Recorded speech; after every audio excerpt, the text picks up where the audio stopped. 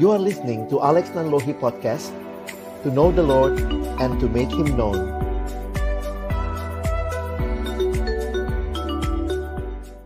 Baik teman-teman, mari sebelum kita belajar kebenaran firman Tuhan, kita bersatu di dalam doa. Ya Tuhan, kami kembali bersyukur karena anugerah-Mu yang nyata bagi kami. Ketika Tuhan sudah membangun kehidupan kami sebagai murid-Mu, Tuhan pun merindukan kami disiapkan untuk menjadi pemimpin bagi umat Tuhan, bagi anak-anak-Mu yang Kau rindukan juga terus mengalami kehidupan yang bertumbuh di dalam Engkau. Sekali lagi kami bersyukur kesempatan persiapan seperti ini biarlah makin meneguhkan setiap kami memandang kepadamu. Dan kalau kami menjawab panggilan-Mu untuk pelayanan sebagai pemimpin basic ini, biarlah tanamkan di dasar hati kami menjawab panggilan Allah, bukan sekadar satu tuntutan organisasi, satu tuntutan sistem, tetapi benar-benar kami dari hati yang terdalam telah mengalami apa yang Tuhan sudah karyakan, dan kami pun mau belajar memberi apa yang juga sudah Tuhan percayakan kepada kami. Menyerahkan waktu ke depan, ketika kami akan membuka firman-Mu, bukalah juga hati kami, jadikanlah hati kami seperti tanah yang baik, supaya ketika benih firman Tuhan ditaburkan, boleh sungguh-sungguh berakar, bertumbuh dan juga berbuah nyata di dalam hidup kami. Berkati hamba-Mu yang menyampaikan, setiap kami yang mendengar, juga interaksi, tanya jawab di antara kami. Biarlah makin mendaratkan setiap butir kebenaran yang kami pelajari. Waktu ke depan kami persembahkan dalam tangan pengasihan-Mu. Dalam nama Tuhan Yesus Kristus kami menyerahkan pemberitaan firman-Mu. Amin. Shalom teman-teman sekalian, bersyukur kesempatan sore hari ini kita mau belajar bersama-sama. Dan saya menyiapkan satu presentasi PowerPoint buat kita. Sebenarnya dalam persiapan saya pikir bukanlah hal yang baru tentunya buat teman-teman kalau belajar dari Yesusnya begitu ya. Getting to know the Master. Saya akan angkat sisi yang sedikit berbeda sehingga nanti mungkin dalam tanya jawab jika kita ingin mendalami lebih jauh, ada hal-hal yang saya yakin kalian sudah pernah lihat dan alami dan mungkin juga pahami tentang kehidupan Yesus yang sangat luar biasa, dan itu menjadi satu jejak-jejak yang menarik untuk kita yang mengatakan kita mau mengikut Yesus Tuhan kita. Ya. Nah, saya mau mengangkat tema ini dari perspektif murid Kristus ya.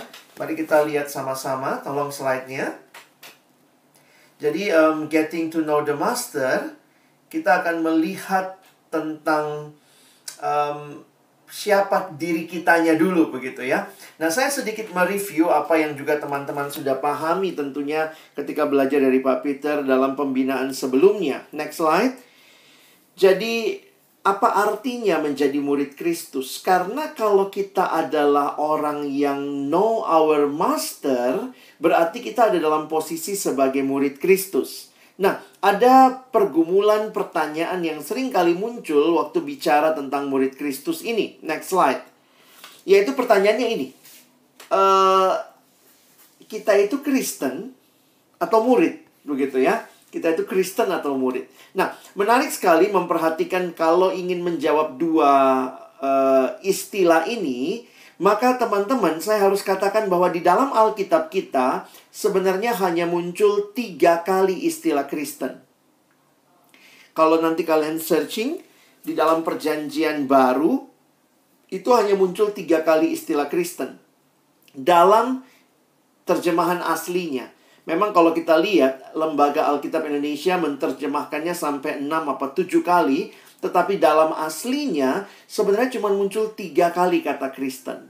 Nah, mari kita perhatikan di mana saja muncul 3 kali kata Kristen ini. Yang pertama, next slide, itu pertama kali muncul di kitab Kisah Rasul pasal yang ke-11 ayat yang ke-26. Nah, teman-teman bisa memperhatikan dituliskan di situ, mereka tinggal, itu Paulus dan Barnabas ya. Mereka tinggal bersama-sama dengan jemaat itu di 1 tahun lamanya sambil mengajar banyak orang. Di Antiokhia lah murid-murid itu untuk pertama kalinya disebut Kristen. Teman-teman perhatikan bahwa istilah Kristen ini bukanlah istilah yang mereka pilih nampaknya untuk diri mereka. Tetapi dari cara Lukas mencatat dalam Kisah Rasul 11, lihat mereka disebut Kristen.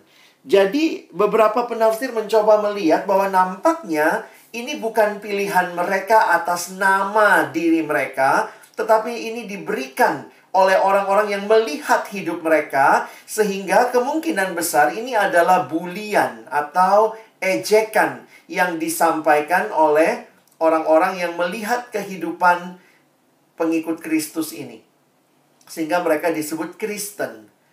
Jadi ya gitu ya, kalau begitu lihat hidupnya, wah ini mirip Yesus nih, wah udah Kristen gitu ya. Christ in, ada Kristus yang muncul atau kelihatan dari hidup mereka. Misalnya memang kita bisa lihat ya, Christian, Christ, jadi yang mengikut Kristus. Nah kalau teman-teman dalam istilah bahasa Inggris kan sering dipakai istilah begitu ya. Misalnya mahasiswa, ini pinjam kampus lain ya, mahasiswa binus menyebut dirinya binusian ya, ada iannya di belakang. Lalu kemudian waktu saya lihat orang-orang penggemar atau yang mengikuti jalannya Gus Dur, mereka disebut orang-orang Gus Durian. Wah itu unik ya, bukan buah, tetapi maksudnya menyatakan bahwa ada cara pikir, cara pandang yang mereka ikuti, cara hidup yang mereka ikuti, sehingga mereka disebut pengikutnya Gus Dur. Mereka disebut mahasiswanya binus, begitu ya. Termasuk juga mereka yang pertama kali disebut Kristen karena ada kemiripan dengan hidup Kristus. Nah, coba lihat lagi, next slide. Nanti muncul lagi di Kisah Rasul 26 ayat 28. Jadi 2 kali dalam kitab Kisah Rasul muncul istilah Kristen. Jawab Raja Agripa setelah Paulus menyampaikan pembelaannya di hadapan Raja Agripa. Dia sempat memberitakan kebenaran dalam pengadilan itu. Maka jawab Agripa, hampir-hampir saja kau yakinkan aku menjadi orang Kristen. Jadi nampaknya memang sebutan ini dipakai untuk menyebut pengikut Kristus pada waktu itu. Nah, next slide. Nah, kali ketiga munculnya di 1 Petrus pasal 4. Jadi menarik ya teman-teman ya. Tidak ada istilah Kristen muncul di kitab Injil. Tidak ada istilah Kristen muncul di suratnya Rasul Paulus. Tapi munculnya ini di dalam 2 kali di Kisah Rasul, 1 kali di kitab Petrus. Nah, dikatakan tetapi jika ia menderita sebagai orang Kristen, maka janganlah ia malu, melainkan hendaklah ia memuliakan Allah dalam nama Kristus itu. Nah, teman-teman perhatikan ya. Jadi kalau kita perhatikan istilah Kristen muncul, nah, sebelum ada istilah Kristen, istilah apa yang dipakai untuk menyebut orang-orang yang ikut Yesus? Iya, istilahnya sebelum ada istilah Kristen adalah murid. Nah, next slide ya. Nah, jadi saya sedikit review untuk kita pelajari bahwa kata murid merupakan suatu sebutan yang umum digunakan dalam Alkitab secara khusus Perjanjian Baru untuk menunjuk kepada para pengikut Yesus sebelum mereka disebut dengan istilah Kristen. Jadi, kalau teman-teman memperhatikan, nah ini kesimpulan saya. Next slide. Kristen itu yaitu murid. Murid itu yaitu Kristen. Jadi ini bukan dua hal yang terpisah. Jadi menyebut orang-orang yang ikut Yesus yang hidupnya mencerminkan Kristus, ya mereka disebut Kristen. Dan mereka yang Kristen itu adalah itu murid gitu ya. Sehingga ini bukan dua hal yang terpisah. Sayangnya ketika zaman sekarang kita menganggap pemuridan itu cuma program. Maaf ya, mungkin kita juga ngerasa ya basic ini cuma program aja kok. Ya udah untuk dapat poin ya ikut dalamnya. Tapi kita jadi lupa bahwa sebenarnya kesempatan untuk hidup jadi murid itu yang Tuhan berikan kepada kita. Dan sekarang teman-teman dipercayakan juga untuk menggumulkan bagaimana menjadi pemimpin basic, menolong orang lain bertumbuh jadi murid. Makanya yang saya suka lihat dikotomi yang terjadi sekarang adalah seolah-olah begini. Misalnya kalau di gereja gitu, oh Kristen ya, atau di kampus Kristen ya, mau ikut pemuridan. Jadi seolah-olah Kristen dan murid itu dua hal yang terpisah. Atau misalnya begini, kamu bisa jadi Kristen tanpa harus jadi murid. Makanya mau jadi Kristen, kamu Kristen, mau ikut pemuridan nggak? Seolah-olah kalau mau syukur, nggak mau juga nggak apa-apa begitu. Tapi sebenarnya kalau kita menghayati secara akar katanya saja, penggunaan kata ini pada awalnya, maka murid dan Kristen bukan dua hal yang terpisah. Setiap orang Kristen adalah murid. Dan setiap murid adalah Kristen. Dan ini yang harusnya nampak dan muncul dalam kehidupan setiap kita. Kita semua harusnya jadi murid. Nah, kesempatan ada di dalam basic itu adalah sarana pemuridan. Jadi kita semua dipanggil jadi murid. Nah, bersyukur di kampus ada sarana yang Tuhan berikan, kesempatan, ada wadah yang Tuhan berikan untuk teman-teman jadi murid dan memuridkan kembali. Nah, ini yang jujur harus kita katakan, banyak gereja kehilangan seni pemuridan. Karena gereja sibuk bangun gedung, lupa bangun muridnya. Gereja sibuk bangun simbol, tetapi kehilangan esensi. Sehingga banyak sekarang juga kita lihat gereja-gereja kembali ke pemuridan ya. Gereja kembali ke pemuridan, dan waktu saya lihat seperti itu saya pikir, wow, kita di pelayanan mahasiswa sih dari dulu ya ada istilah seperti ini ya. Kita ada mentor untuk anak-anak yang baru. Itu jadi satu hal yang terjadi dengan natural. Kenapa? Karena kita nggak ada struktur yang gimana-gimana banget. Pokoknya siapa yang sudah menikmati, dia merasa Tuhan memberkati dia, dia menikmati itu, lalu kemudian dia kembali memberi diri untuk memuridkan orang lain. Saya pikir harusnya kehidupan Kristen itu seperti itu. Nah, saya berhenti sebentar teman-teman sebelum lanjut ke slide berikutnya. Yang menarik nih begini nih. Ada satu tafsiran Alkitab yang saya baca. Ini mungkin yang saya coba kaitkan sama tema kita hari ini. Yang menarik adalah kenapa yang disebut adalah Kristen. Nah, teman-teman perhatikan, berarti bahasa Inggrisnya Christ, Christian. Lalu bahasa aslinya itu Kristus, itu bicara, atau bahasa Ibraninya itu Mesias. Mesias, lalu Kristus itu terjemahan Yunani dari kata Mesias. Nah, teman-teman perhatikan ya, kenapa orang-orang yang mengikut Yesus ini di Kisah Rasul itu disebut Kristen? Perhatikan istilahnya, saya mau ajak kita mengertinya begini. Kenapa mereka nggak disebut Yesusian? Kenapa bukan Yesusnya yang kelihatan lalu Yesusian begitu ya? Nah, sebenarnya orang yang nama Yesus pada waktu itu banyak. Tetapi Yesus yang mana yang diikuti oleh orang-orang yang adalah murid ini adalah Yesus yang adalah Mesias itu. Sehingga kalau kita menerjemahkan sederhananya, kata Kristen itu berarti pengikut-pengikut Mesias. Nah, ini jadi menarik nih ya. Bukan berarti bukan pengikut Yesus. Mereka pengikut Yesus, tetapi Yesus yang mana? Yesus yang adalah Mesias. Dan kehidupan mereka menunjukkan kehadiran Yesus sebagai Mesias.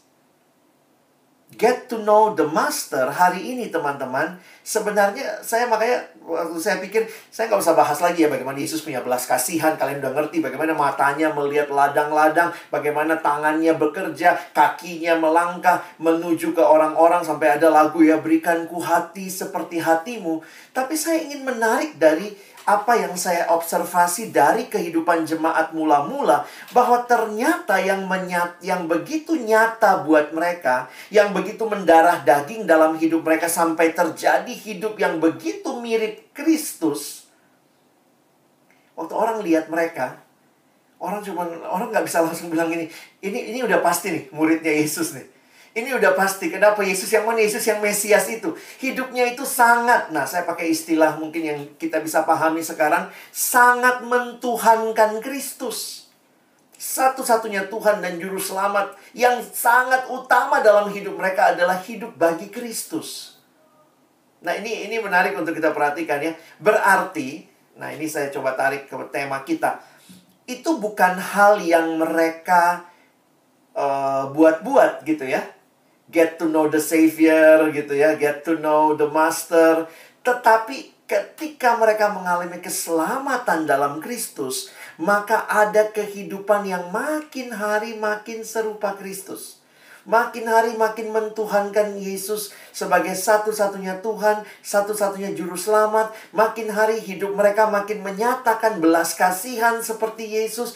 Hidup mereka makin menyatakan perbuatan seperti Yesus. Sampai waktu orang lihat mereka, orang tidak punya pilihan lain, hanya mengatakan, ini Kristus banget nih.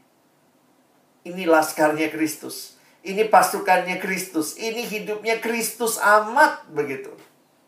Dan ini yang saya pikir perlu harus jadi perenungan buat kita. Bukan karena kita mau jadi pemimpin basic. Bagi saya bukan itu sebagai hal yang paling dasar. Tetapi pertanyaannya, apakah ketika engkau dan saya sudah mengalami karya anugerah Yesus Kristus dalam hidup kita? Maka benar-benar kekristenan itu adalah sesuatu yang memancar keluar. Yang akhirnya hidup kita ya tidak ada pilihan lain. Hidup makin mirip Yesus. Makin mirip dalam apa? Dalam pikiran-pikiran Kristus. Dalam tutur kata Kristus. Di dalam emosinya Kristus. Di dalam juga kita mengikut Dia sebagai murid. Dan ini adalah satu hal yang terjadi seumur hidup. Kembali lagi saya suka bertanya ketika merenungkan bagian ini. Kalau orang lihat hidup saya yang ngakunya ikut Yesus, Kristen, apakah mereka akan ngomong, iya ya, ini Kristus banget. Ini Kristus banget. Kelihatan jelas fokusnya Kristus. Kelihatan jelas pilihan-pilihan yang Dia buat. Kelihatan jelas cara Dia bertutur kata. Menunjukkan ada Yesus yang hidup dalam dirinya. Dan itulah sebenarnya kehidupan seorang murid. Makanya saya senang dengan kutipan yang saya ambil dari Dietrich Bonhoeffer. Perhatikan kalimatnya, next slide. Lihat, Dietrich Bonhoeffer mengatakan, Christianity without discipleship is always Christianity without Christ. Jadi ternyata kalau kita coba kaitkan, proses pemuridan, tujuan akhirnya apa? Keserupaan dengan Kristus. Jadi kalau teman-teman ikut basic, nanti mimpin begitu ya. Kalau kalian menjawab iya tentunya, kalian bergumul sungguh-sungguh. Ngapain sih kita? Kita lagi nyari poin, kita lagi mau ketemu Karima gitu ya. Kita lagi mau ketemu pemimpin basic kita sebelumnya. Kita sedang membawa kehidupan kita pertama-tama terus makin serupa Kristus. Dan membawa orang-orang yang nanti Tuhan percayakan kita pimpin, bukan makin mirip kita, tapi makin serupa Kristus. Karena Kristuslah jadi teladan kita. Kita ikut Kristus, adik-adik kita ikut Kristus, dan Tuhan pakai kita membangun mereka. Jadi, pemuridan menjadi jalannya. Atau satu platformnya ya. Pemuridan di mana kita memimpin. Makanya ada prinsip ini ya. Next slide. Murid yang memuridkan. Ingat baik-baik. Kita sendiri yang memimpin pun masih terus jadi murid. Kita belum pernah selesai jadi murid. Dan kita yang sudah jadi murid, Tuhan percayakan kembali memuridkan. Nah, kuncinya apa? Kuncinya adalah ketika kita melakukan semua ini, karena kita harusnya meneladani Kristus, maka harusnya kita melekat pada Kristus. Coba lihat ayat berikut ini, next slide ya. Nah, saya melihat ketika Yesus bicara kepada murid-muridnya dalam Yohanes 15, berulang kali Dia ingatkan kata tinggal. Dalam bahasa aslinya dipakai kata meno. Remain in me. Tinggallah di dalam aku dan aku di dalam kamu. Sama seperti ranting tidak dapat berbuah dari dirinya sendiri kalau ia tidak tinggal pada pokok anggur. Demikian juga kamu tidak berbuah jikalau kamu tidak tinggal di dalam aku. Lalu ini ayat kunci yang biasanya kita garis bawahi, kita bold, kita merahin begitu ya. Akulah pokok anggur dan kamulah ranting-rantingnya. Tahu diri ya, kita cuma ranting. Dia pokok anggur, berarti sumber kehidupan bukan kita, tapi Dia. Karena itu barang siapa tinggal di dalam aku, kata Yesus, dan aku di dalam Dia, ia berbuah banyak. Sebab di luar aku, kamu tidak dapat berbuat apa-apa. Teman-teman, kunci ketika kita memuridkan, ketika kalian dipakai Tuhan untuk memimpin orang-orang lain mengikuti Kristus, bukan ngikutin kamu dan saya, kita membawa mereka ikut Kristus, adalah kita membawa mereka dekat dan tinggal di dalam Kristus. Dan inilah yang harusnya jadi bagian kita. Pertama-tama kita sendiri tinggal di dalam Kristus, kita makin menikmati relasi dengan the Master, then we help others to know the Masters. Sehingga setelah kita di dalam Kristus, maka next slide, saya melihat secara sederhana pemuridan itu ini ya. We journey together. Kenapa? Karena tidak ada dari kita yang sudah selesai, sudah tamat jadi murid. Nggak ada ya. Satu-satunya mata kuliah yang tidak pernah selesai SKS-nya selama kamu dan saya hidup di dunia adalah mata kuliah menjadi murid Kristus. Itu wisudanya di sono ya. Ada yang mau wisuda duluan? Poinnya adalah saya tidak sedang menjadi orang yang sudah selesai jadi murid lalu saya memuridkan orang lain. No. At the same time, I'm still a disciple. I'm learning to be a disciple. I'm changing. Semakin serupa dengan Kristus. Tapi pada saat yang sama, Tuhan yang sudah mengubahkan saya, memanggil saya juga untuk mengubahkan orang lain melalui mendampingi mereka berjalan bersama. Ada yang bilang, Kak, saya belum sempurna, Kak. Saya nggak siap nih jadi pemimpin. Kalau tunggu sempurna, kamu mungkin mimpinnya nanti kalau udah di surga gitu ya. Karena memang perjalanannya adalah bersama-sama. We journey together. Tuhan nggak bilang, you have finished this journey, then you again lead others. No, we are journeying together. Kamu yang sudah lebih dahulu menikmati, dipanggil membagikan kepada mereka yang lain. Dan inilah sebenarnya yang kita lihat apa yang Yesus sendiri lakukan ketika ia dalam dunia. Tuhan Yesus tidak bikin kursus kelas begitu ya, yang istilahnya ini ya, Petrus, Yohanes belajar nih modul ya, nanti kamu mimpin nggak ya. Tapi bagaimana Yesus melatih mereka memimpin? 3,5 tahun Yesus bersama murid-muridnya, apa yang dia lakukan? Dia berjalan bersama mereka, dia hidup bersama mereka, dia membagikan firman, dia membagikan hidupnya dengan mereka.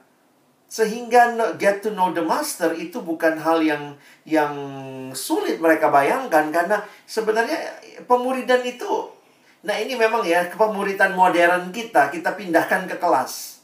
Lalu pemuridan modern kita tanpa kita sadari kita pindahkan menjadi modul, bahan PA.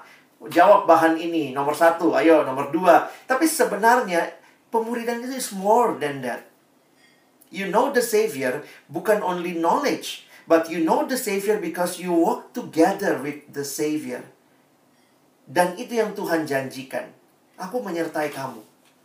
Dan Tuhan memberikan saudara seiman berjalan bersama kita di dalam jalan di mana kita sedang terus makin kenal Tuhan.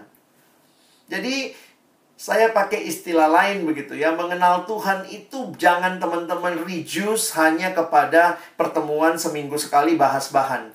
Tetapi mengenal Kristus adalah sebuah perjalanan bersama seumur hidup. Karena itu nanti dinamikanya juga kita pikirkan, doa kita bukan hanya sekali seminggu, setiap hari hari Kamis kita perhatiin anak orang, kita doain mereka di situ. Tapi sebenarnya dalam perjalanan bersama dengan mereka jadi murid, kita sedang membangun hidup murid pertama buat diri kita dan juga bagi diri mereka. Teman-teman, saya jujur mengatakan dalam pengalaman, mungkin kalian juga bisa tanya dengan Kak Rima gitu ya, waktu kami di kampus bersama-sama melayani, lalu kami memuridkan, ternyata saya nikmati, bahkan bukan cuma saya bagi berkat kepada mereka. Waktu saya memimpin, ternyata Tuhan memberikan pertumbuhan rohani bagi saya lewat mereka juga gitu ya. Kadang tanpa kita sadari kita pikir ya, kalau saya pemimpin saya yang memberkati mereka. Tapi ternyata Tuhan bekerja luar biasa. Itu yang dikatakan besi menajamkan besi, orang menajamkan sesamanya. Jadi Tuhan pakai mereka menumbuhkan saya. Tuhan pakai mereka melatih kesabaran saya. Tuhan pakai mereka untuk membuat saya belajar mendoakan orang lain. Itu semua yang waktu saya sadari setelah saya memimpin, wow, thank you Tuhan, saya dapat kesempatan memimpin. Ternyata itu cara Tuhan membangun saya lebih lagi dalam kedewasaan rohani. Nah, jadi teman-teman, saya pikir ketika kita mengerti prinsip ini, maka pengenalan akan Tuhan itu pengenalan yang menarik ya. Nah, kita survei sebentar sebagai bagian terakhir dalam khotbah saya ini. Saya ingin mengajak kita survei sejenak. Apa sih yang dikatakan tentang knowing di dalam Alkitab ya. Nah, saya ambil pertama dalam next slide. Ini ayat di dalam Yeremia 9 ayat 23 dan 24 ya. Mari kita baca sama-sama. Kalau kalian lihat screen-nya biar nggak bengong, ayo baca bersuara, tapi mic-nya mute aja. Jadi Kak Alex yang baca, kalian juga ikut baca. 1, 2 ya. Beginilah firman Tuhan, janganlah orang bijaksana bermegah karena kebijaksanaannya. Janganlah orang kuat bermegah karena kekuatannya. Janganlah orang kaya bermegah karena kekayaannya. Tetapi siapa yang mau bermegah? Baiklah bermegah karena yang berikut. Bahwa ia memahami dan mengenal aku. Bahwa akulah Tuhan yang menunjukkan kasih setia, keadilan, dan kebenaran di bumi. Sungguh semuanya itu kusukai. Demikianlah firman Tuhan. Teman-teman perhatikan yang saya garis bawahi. Ketika Tuhan bicara kepada Israel melalui Nabi Yeremia, kalau kalian lihat konteksnya pada waktu itu Israel lagi coba cari bantuan dari bangsa lain. Bangsa yang punya strategi perang yang luar biasa, peralatan perang yang banyak. Dan Tuhan bilang apa? Jangan kamu bermegah. Karena ini yang dimegahkan manusia, kebijaksanaan. Kalau pintar mulai sombong gitu. Wah, memegahkan kebijaksanaan, memegahkan kekuatan, memegahkan kekayaan. Boleh nggak bermegah? Boleh, Tuhan suruh nih. Baiklah dia bermegah karena yang berikut. Apa itu? Ia memahami dan mengenal aku. Wow, waktu saya dapat ayat ini saya jadi ngerti bahwa sebenarnya pengenalan akan Tuhan itulah yang harusnya menjadi goal kita. Menjadi tujuan hidup kita. Makanya di dalam salah satu katekismus dikatakan apa menjadi tujuan utama manusia? Adalah untuk mengenal Allah, to know God, atau mungkin dia pakai istilah to enjoy Him forever. Pengenalan yang membawa kita dalam penyerahan diri kepada Allah. Jadi lihat ya, perjanjian lama menegaskan Tuhan rindu kita mengenal dia dan harusnya itu jadi kebanggaan utama kita.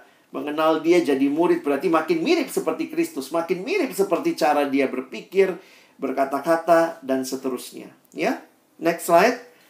Pertanyaannya ini, sejauh mana saudara mengenal Tuhan? Kiranya ini jadi apa ya, terus pertanyaan yang kita gumulkan. Karena kalau kita perhatikan, bukannya di perjanjian lama tadi, saya kutip beberapa ya, next slide. Dalam Filipi pasal yang ketiga, ayat 10 dan 11. Kak Alex sudah tulis juga ayatnya di screen, silakan next. Yang ku kehendaki ialah mengenal dia, lihat ya, ini Paulus. Yang ku kehendaki ialah mengenal dia dan kuasa kebangkitannya dan persekutuan dalam penderitaannya di mana aku menjadi serupa dengan dia dalam kematiannya. Supaya aku akhirnya beroleh kebangkitan dari antara orang mati.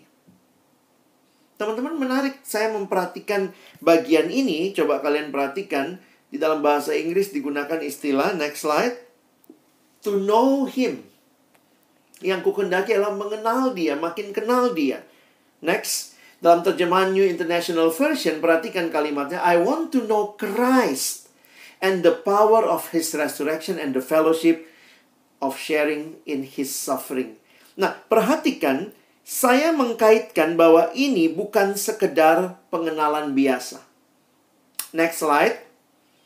Saya melihat bahwa Paulus set goal hidupnya adalah untuk mengenal Allah. Seluruh aspek hidupnya dia arahkan untuk mengenal Allah, termasuk pelayanannya. Paulus merindukan dirinya semakin mengenal Allah. Jadi pemimpin basic itu bukan akhir saya sudah jadi murid selesai, saya sudah kenal Tuhan, makanya saya mau ngajarin orang. But at the same time, you are getting to know Christ more and more. And out of that kind of life, it's overflowing. Kita melimpah untuk juga membawa orang mengenal Tuhan. Dan perhatikan, next slide. Bagi saya ini adalah pengenalan yang lebih daripada sekedar pengetahuan. Ini bukan sekedar pengenalan seperti lagi mau cerdas cermat Alkitab. Oh, Yesus lahir di Bethlehem, dia matinya di Golgota, dia punya teman ada di Betania. Ini kita nggak sedang mau cerdas cermat Alkitab. Karena itu pengenalan seperti apa? Perhatikan kalimat yang tadi dikatakan. Dikatakan bahwa aku ingin mengenal dia, kata Paulus, dan kuasa kebangkitannya, supaya aku menjadi serupa dengan dia di dalam kematiannya. Nah, menarik ini untuk diperhatikan. Next slide. Saya tuliskan begini ya. Ini adalah pengenalan yang dimulai di dalam iman, relasi kepada Yesus. Dan ini pengenalan kayak apa? Ini pengenalan yang sifatnya transformatif. Teman-teman, ini bukan pengenalan hafalan ayat-ayat Alkitab, nanti bisa jawab pertanyaan. Tapi pengenalan yang membawa hidup yang berubah. Perhatikan next slide. Tujuan akhir dari pengenalannya adalah transformasi hidup yang serupa dengan dia. Jadi lihat ya, jadi murid itu apa? Ya makin kenal Tuhan, terus makin kenal Tuhan. Waktu makin kenal Tuhan, ya makin serupa Kristus. Serupa Kristus, orang akan lihat hidup kita dibilang Christian tuh, Christian. Makin mirip Kristus. Dan bayangkan kalau itu terjadi dalam hidup kita, dan Tuhan sekarang lagi panggil kita membangun hidup orang juga seperti itu. Wow, indah sekali. Next slide. Ini adalah pertumbuhan seumur hidup. Mari terus bertumbuh. Beberapa ayat saya kutip, kita lihat next. Ini ayat dalam Kolose pasal 2. Paulus bilang sama jemaat Kolose, kamu telah menerima Kristus Yesus Tuhan kita. Karena itu, hendaklah hidupmu tetap di dalam Dia. Perhatikan ya teman-teman. Terima Yesus itu bukan akhir kehidupan. Terima Yesus justru awal perjalanan hidup rohani. Kamu telah terima Yesus Kristus, Tuhan kita. Nah, perhatikan. Karena itu, karena kamu telah terima Yesus, hendaklah hidupmu. Nah, ini gambaran nih. Paulus tuh kuat banget dengan banyak penggambaran. Dia menggambarkan hidupmu tetap di dalam Dia, berakar, dibangun, bertambah teguh, dan hatimu melimpah dengan syukur. Jadi ini pertumbuhan yang overflowing. Next. Bertumbuh dalam Kristus ya. Next lagi. Kalau tadi Paulus, sekarang lihat 2 Petrus. 2 Petrus, Rasul Petrus juga di akhir suratnya, teman-teman nanti bisa cek. Ini ayat terakhir dari surat 2 Petrus. Lalu dia mengatakan, tetapi bertumbuhlah dalam kasih karunia dan dalam pengenalan akan Tuhan dan Juru Selamat kita, Yesus Kristus. Baginya kemuliaan sekarang dan sampai selama-lamanya. Apa sih artinya? Makin kenal Tuhan, berarti makin mirip Tuhan di dalam keseharian kita. Kita makin kenal Juru Selamat, kita makin hidup menyenangkan Tuhan. Kita makin mirip seperti Tuhan di dalam tingkah lakunya, di dalam caranya memperlakukan orang lain, caranya membimbing orang lain. Itu yang harusnya terjadi. Dan terakhir, Paulus sudah, Petrus sudah. Terakhir, next slide. Kita lihat Rasul Yohanes ya. Dengan cara yang berbeda, Yohanes mengatakan barang siapa mengatakan bahwa ia ada di dalam Dia, ia wajib hidup sama seperti Kristus hidup. Wow, saya waktu membaca ayat ini, wow, luar biasa nih. Kita dalam Kristus, ayo hidup sama kayak Kristus. Ya. Dan inilah hidup yang harusnya terjadi. Getting to know the master itu bukan berakhir pada knowing information, tetapi terjadi relasi dan terjadi transformasi hidup. Dan hanya ketika engkau alami itu, engkau pun bisa membawa orang mengalami hal yang sama. Next slide. Saya kutip kalimat David Platt. Who you say Jesus is will determine about how you follow Him. Nah, sehingga bagaimana kenal Kristus ya? Dari tadi ngomong kenal. Nah, next slide ya. Ini gambar terakhir yang saya jelaskan. Nah, orang Kristen yang taat. Jadi, kalau kalian perhatikan, ini yang namanya ilustrasi roda. Dibuat oleh seorang bernama Dawson Trotman. Bapak Dawson Trotman menggambarkan hidup orang Kristen yang taat itu kayak apa. Dia mengatakan sama kayak roda, makanya itu gambarnya kayak roda ya. Dia mengatakan di pusat hidup sama kayak roda. Roda itu yang muter porosnya. Makanya dia katakan di pusat hidup harusnya ada Kristus. Nah, demikian juga setiap kita harusnya punya Kristus di pusat hidup kita. Lalu dia menggambarkan ada 2 jari-jari. Satu yang vertikal, hubungan dengan Allah. Satu yang horizontal, hubungan dengan sesama.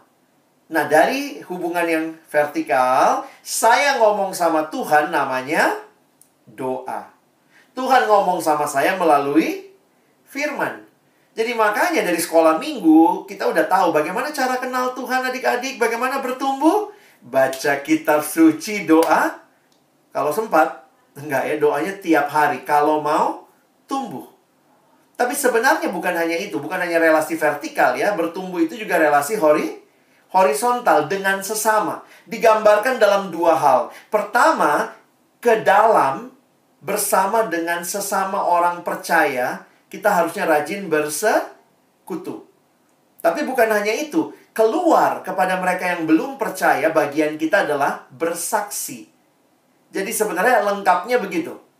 Baca kitab suci, doa tiap hari, rajin bersekutu, dan giat bersaksi.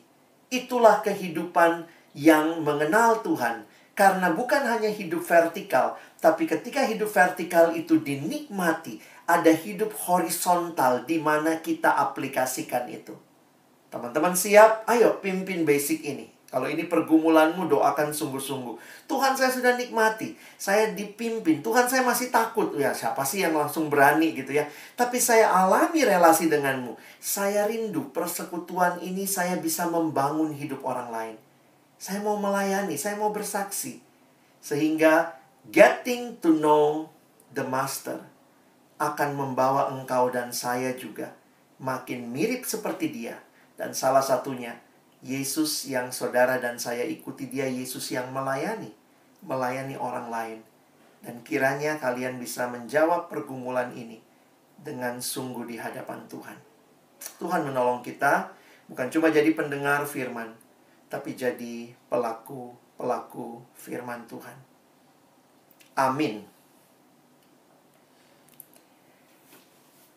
Saya serahkan kepada panitia. Kalau ada kesempatan buat tanya jawab, kalau ada hal-hal yang mau disampaikan, silakan.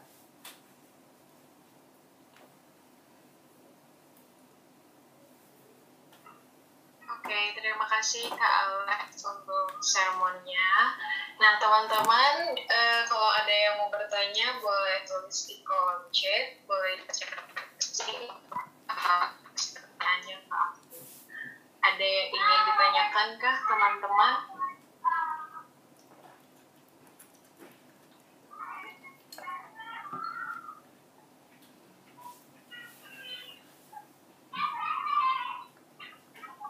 Yuk, siapa yang mau bertanya? Gak usah malu-malu, guys. Ada yang ingin ditanyakan, teman-teman?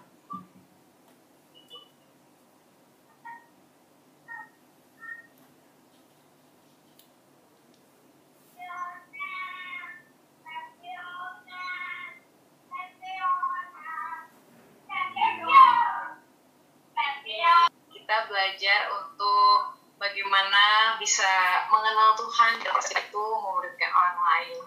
Aku tertarik tadi dengan kata-kata Kak Alex ketika Kak Alex bilang pemuridan itu adalah we journey together. Kayak gitu. Jadi kita dan anak-anak yang akan kita bina nantinya, kita sama-sama bertumbuh, mengalami pertumbuhan dan pengenalan akan Kristus supaya pada akhirnya itu menjadi serupa dengan Kristus. Jadi tidak ada yang namanya ketika kita jadi pemimpin kita sudah selesai mengenal Kristus, nggak berhenti sampai di situ. Bahkan ketika kita memuridkan orang lain pun kita juga mengalami proses pengenalan Kristus. Nah, oke teman-teman, setelah ini kita akan masuk ke dalam breakout room sesuai